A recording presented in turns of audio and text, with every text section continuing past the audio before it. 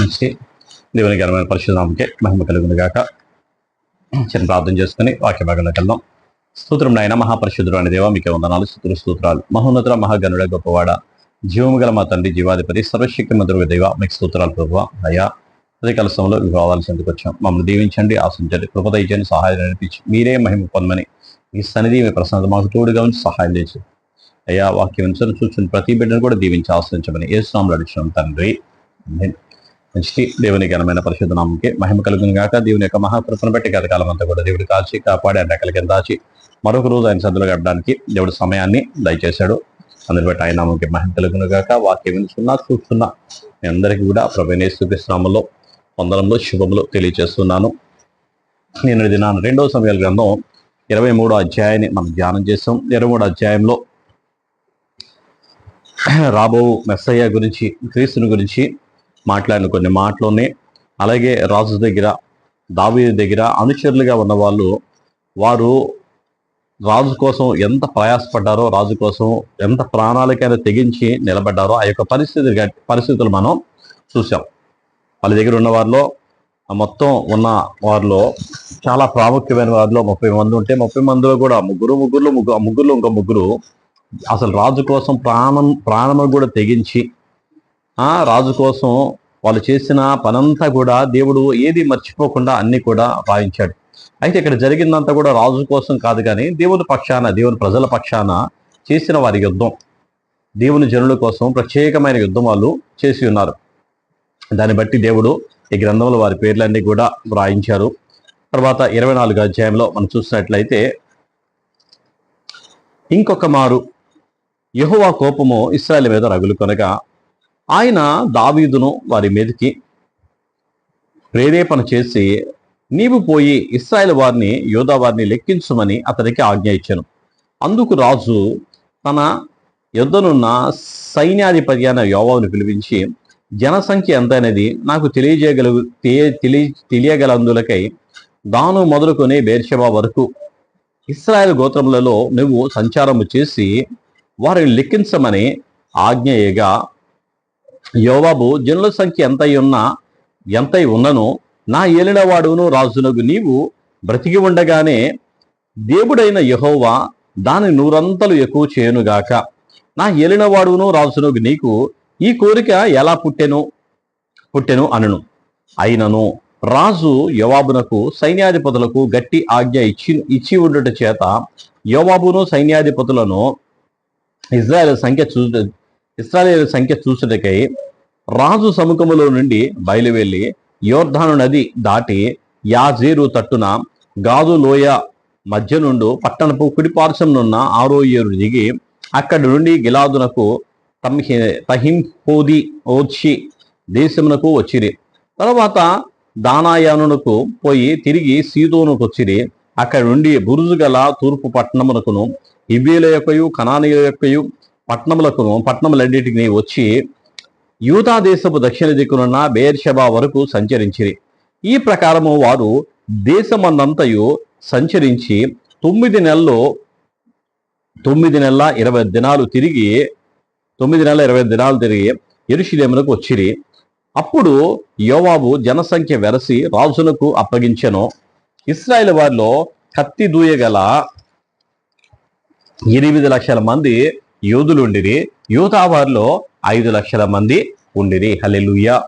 ఇక్కడ చూసినట్లయితే దేవుని ప్రజల మీద దేవునికి కోపం వచ్చి దావీదుని ప్రేరేపించి చేసిన పని జనసంఖ్య రాయమన్నాడు. జనసంఖ్య అంటే ఇప్పుడు యుద్ధం చేసే వారి సంఖ్య ఎంత ఉంది, ఈ దేశాన్ని, పట్టణాన్ని కాపాడే వారి సంఖ్య ఎంత ఉంది అని చెప్పి రాయమని చెప్పాడంట. అంటే దేశాన్ని, పట్టణాన్ని కాపాడే వారి సంఖ్య, సైన్యము సంఖ్య ఎంత ఉందని చెప్పేసి యోవాబుని సైన్యాధిపతులు పిలిపించి రాయమంటే యోవాబు అడుగుతున్నాడు, అయ్యా నీకెందుకు వచ్చింది ఆలోచన? దేవుడు ఉన్నదానికంటే 2 అంతలు చేస్తాడు ఆయన, నువ్వు ఉండగా 100 అంతలు చేస్తాడు ఆయన. దేవుడు పట్టణాన్ని కాపాడేది అని చెప్పినప్పటికీ కూడా దావీదు ఏమాత్రం కూడా అంగీకరించకుండా, దావీదు ఏమాత్రం కూడా ఇదవ్వకుండా ఈ ప్రజల సంఖ్య అంతా కూడా రాయించుకొని రమ్మన్నప్పుడు వెళ్ళాడు. యోవాబు వెళ్ళి రాయించుకొని వచ్చాడు. యోవాబు అన్ని కూడా మొత్తం ఎంతమంది అక్కడ ఇశ్రాయేల్ ఎంతమంది ఉన్నారో, యూదాలు ఎంతమంది ఉన్నారో మొత్తం జనుల సంఖ్య అంతా కూడా వ్రాయించుకొని, అంటే యుద్ధ వీరుల సంఖ్య రాయించుకొని వచ్చారు. యుద్ధ వీరుల సంఖ్య రాయించుకొని వచ్చినప్పుడు ఆయనకు ఒక అతిశయం అనమాట. అమ్మయ్య, ఎంతమంది నా దేశాన్ని కాపాడే వాళ్ళు ఉన్నారు, ఎంతమంది నా దేశానికి భద్రత ఇచ్చే వాళ్ళని ఉన్నారు అని చెప్పి అన్నప్పుడు, వారు దేశానికి భద్రత ఇస్తారా?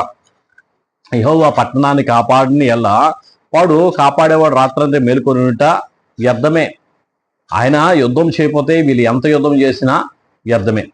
దావీదు గారికి వచ్చిన ఆలోచన, దావీదు గారిని ప్రేరేపించిన ప్రేరేపణ ఏది ఏమైనా సరే జనులకు చాలా నష్టం తీసుకొచ్చేలాగా చేసింది. తర్వాత 10వ వచనంలో, జనసంఖ్య చూచినందుకై దావీదు మనస్సు పుట్టుకొనగా అతడు, నేను చేసిన పని వలన గొప్ప పాపం కట్టుకొంటిని, నేను ఎంతో అవివేకనై దాన్ని చేసి తినని యెహోవా కరుణించి నీ దాసుడైన నా దోషమును పరిహరింపమని యెహోవాతో మనవి చేయగా, ఉదయమున దావీదు లేచినప్పుడు దావీదునకు దీర్ఘదర్శియగు గాదు గాదునకు యెహోవాకు ప్రత్యక్షమై ఇలాగు సెలవిచ్చాను, నీవు పోయి దావీదుతో ఇట్లనము, యెహోవా సెలవిచ్చినది ఏమనగా, 3 విషయములను మీ ఎదుట పెట్టుచున్నాను, 3 విషయాలను ఎదురు పెట్టుచున్నాను, వాటిలో ఒకదాన్ని నీవు కోరుకునే ఎడల నేనది నీ మీదకి రప్పించేదను. కావున గాదు దావీదునద్దకు వచ్చి ఇట్లని సంగతి తెలియజెప్పాను, నీవు ఈ దేశమందు 7 సంవత్సరములు క్షామము కలుగుట ఒప్పుకొందువా? నిన్ను తరుముచున్న నీ శత్రువుల ఎదుట నిలవలేక నీవు 3 నెలలు పారిపోవట ఒప్పుకొందువా? నీ దేశమందు 3 దినములు తెగులు రేగుటకు ఒప్పుకొందువా?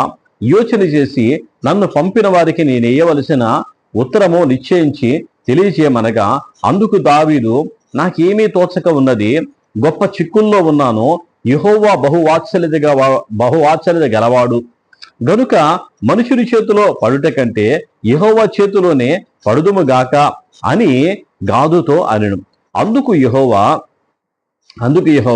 ఇశ్రాయేలు మీద తెగులు రప్పించగా ఆ దినము ఉదయం మొదలుకొని సమాజ కూటపు వేళ వరకు అది జరుగుతుండెను.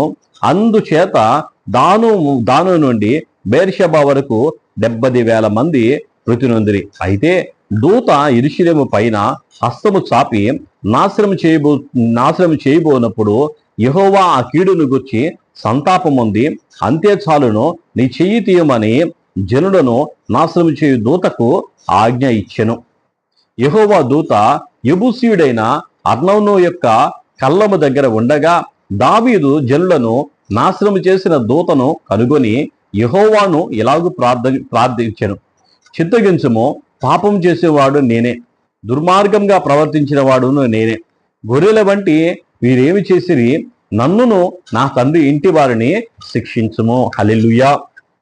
ఇక్కడ మాట్లాడుతూ దావీదు చేసిన ఆ జనసంఖ్య రాయమన్న ఆ పనికి దేవుని దగ్గర నుండి తీర్పు అనేది వచ్చింది. దేవుని దగ్గర తీర్పు అనేది వచ్చింది. అంటే ఒక అతిశయం అనేది మంచిది కాదు, గర్వించే హృదయం అనేది మంచిది కాదు, నా కాపుదల నా బలమే నా శక్తి అనేది మంచిది కాదు. ఇక్కడ జరుగుతున్న పరిస్థితి అలాంటిదే.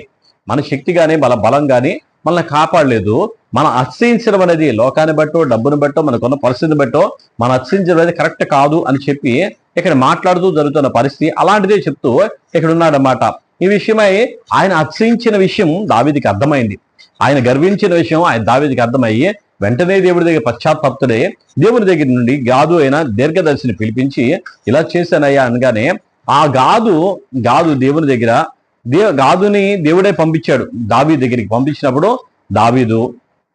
దావీదుకి గాదు చెప్తున్నాడు, నన్ను దేవుడు పంపించాడు, ఇక్కడ 3 విషయాలు నీ దగ్గర చెప్తున్నాను.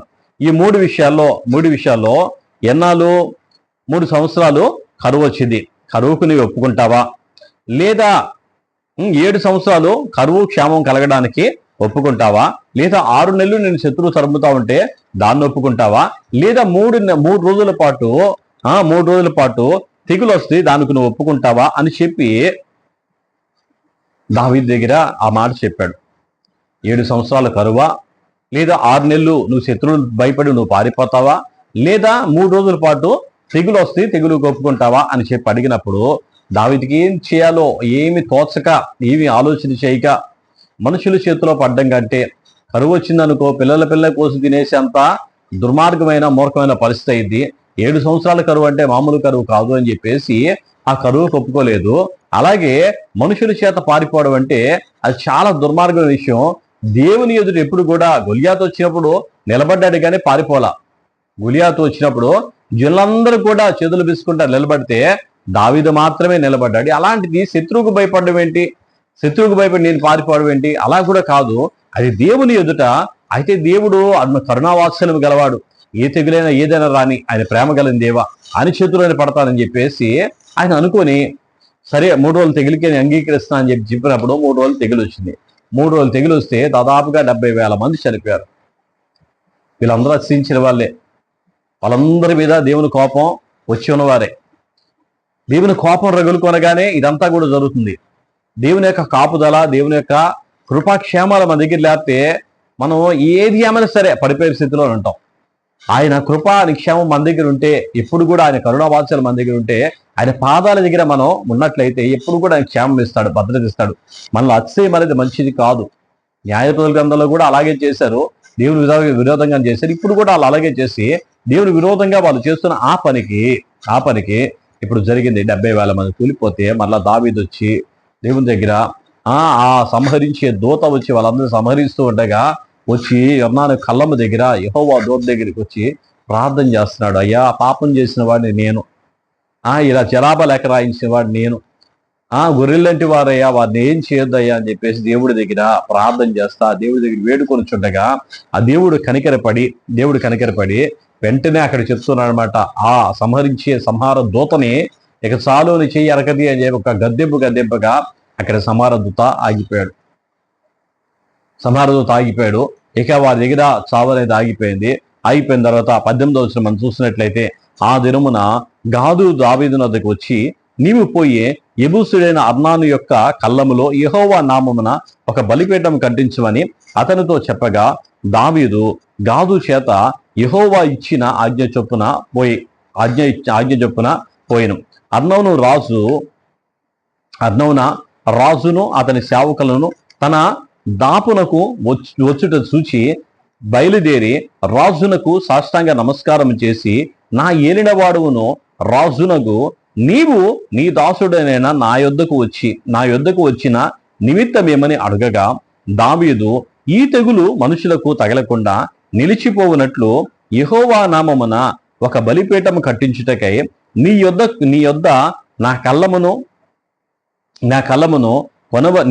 ఈ కళ్ళమును కొనవలనని వచ్చి తిని అనను. అందుకు అరవను నా ఏలినవాడు నీవు చూచి ఏది నీకు అనుకూలమో దాన్ని తీసుకొని బలి అర్పించుము, చిత్తగించుము. దహన బలికి ఎడ్లున్నవి, నూర్చు కర్రలు, సామాన్లు, కట్టెలను అక్కరకు వచ్చును. రాజా, ఇవన్నీ అరవను నేను రాజునకు ఇచ్చుచున్నానని చెప్పి, నీ దేవుడైన యెహోవా నిన్ను అంగీకరించును గాక అని రాజుతో అనగా, రాజు ఇలాగు నేను తీసుకొను, నేను అలా తీసుకొను, వెల ఇచ్చి నీ యొద్ద పొందును, వెల ఇయ్యక నేను తీసుకొనని దానిని నా దేవుడైన యెహోవాకు దహన బలిగా అర్పించనని అరవనాతో చెప్పి ఆ కళ్ళమును ఎడ్లను 50 తులముల వెండికి కొనెను. అక్కడ దావీదు యెహోవా నామమున ఒక బలిపీఠం కట్టించి దహన బలులను సమాధాన బలులను అర్పించెను.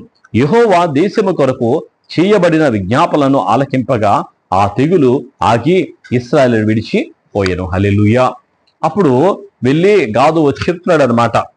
ప్రవక్త అయిన గాదు, దీర్ఘదర్శి అయిన గాదు దావీదుకు మాట్లాడుతున్నాడు. దావీదు చెప్తూ అన్నాడు, అరౌను కళ్ళంలో బలిపీఠం కట్టు, అక్కడ బలి అర్పించు అన్నప్పుడు అరౌను దగ్గరికి వెళ్ళి అడుగుతున్నాడు, ఇక్కడ బలిపీఠం కడతాను, ఇక్కడ దేవునికి బలి అర్పిస్తానంటే అరౌను అంటున్నాడు కదా, నీ ఎదుటి ఇదంతా ఉంది, నువ్వు ఇక్కడ బలిపీఠం కట్టు, అలాగే ఎద్దులు ఉన్నాయి, అలాగే దానికి నూర్చు కర్రలు అన్ని కూడా ఇక్కడ అన్ని ఉన్నాయి, నువ్వు చెయ్యి అంటే దావీదు అంటున్నాడు కదా, నేను ఊరకనే తీసుకోను, ఏది కూడా నాకు ఊరకే వద్దు, ఊరకే వచ్చిన దాన్ని నేను దేవుని బలికి అర్పించను, నువ్వు దానికి వెల ఇచ్చి నేను తీసుకోమని చెప్పేసి అక్కడ ఇచ్చాడు. చూడండి, ఏదైనా సరే ఊరికే రావాలని కానీ ఊరికే వచ్చింది దేవుడు అంగీకరించడం అనే మాట ఇక్కడ కనపడుతూ ఉంది.